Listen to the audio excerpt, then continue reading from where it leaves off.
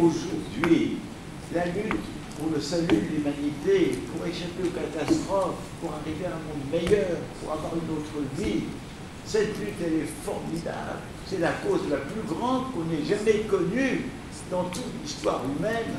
Voici une cause magnifique. Évidemment, il n'y a pas des bureaux de recrutement pour le faire, mais quand on a fait la résistance, il n'y avait pas de bureau de recrutement.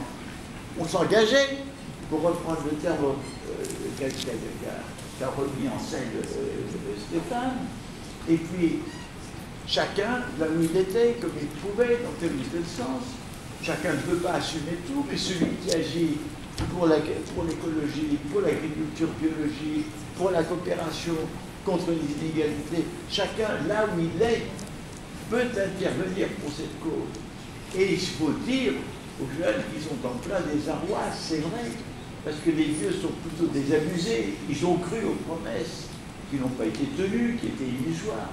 Mais les jeunes, sans promesses, ont dit, écoutez, vous avez aujourd'hui une cause sublime, et c'est dans celle-ci que vous pouvez vous engager.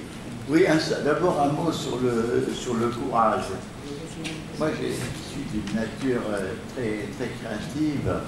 J'avais très, très peur, évidemment, quand je me suis engagé dans la résistance. Mais j'ai compris cette chose qu'avait dit Malraux dans l'Espoir. Le courage est une affaire d'organisation. Une fois qu'on commence à entrer dans le bain et dans l'organisation, on devient courageux, bien que soi-même on soit un trouillard. C'est mon cas. Moi, je pense qu'il faut régénérer la gauche avant de penser à unir socialistes et écolos. Je pense qu'il faut la régénérer. Et je dirais, comment la régénérer? Il faut penser à ces trois sources qu'il faut unir. Elle se trouve dans les mots socialisme, communisme et libertarisme ou anarchisme. Que dit le libertarisme? C'est l'individu qui doit être autonome et s'épanouir. Que dit le socialisme? Il faut améliorer la société. Que dit le communisme? Il faut vivre en communauté et fraternellement. Ces trois sources qui étaient liées au départ se sont disjointes, se sont opposées, se sont combattues. Régénérer la gauche, c'est retrouver ces trois sources. Et une urgence. Bon, il y a une urgence, je crois, politique, réactive, c'est, disons, la lutte contre ce que j'ai appelé les deux pieuvres, c'est-à-dire la pieuvre du capitalisme financier, de la spéculation financière, qui elle-même est associée à une sous-pieuvre capitaliste qui se manifeste sous les traits de la compétitivité acharnée, la rationalisation, et qui en sorte de robotiser tous ceux qui travaillent dans les entreprises et les administrations. Et tout ça pour le profit absolu. Donc c'est ça. Et d'autre part, c'est vrai qu'il y a un peu des fanatismes, des refermetures, fanatisme religieux, ethnique, nationalisme. Ça, c'est une urgence permanente. Mais là-dessus, il y a une deuxième urgence. Il faut repenser. Quelqu'un a parlé du problème de l'éducation.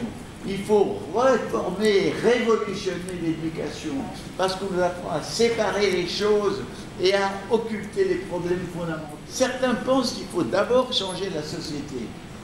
À d'autres, ils pensent qu'il faut d'abord se changer soi-même, faire sa réforme de soi-même. Il dit, et moi je ne sais pas par quoi commencer.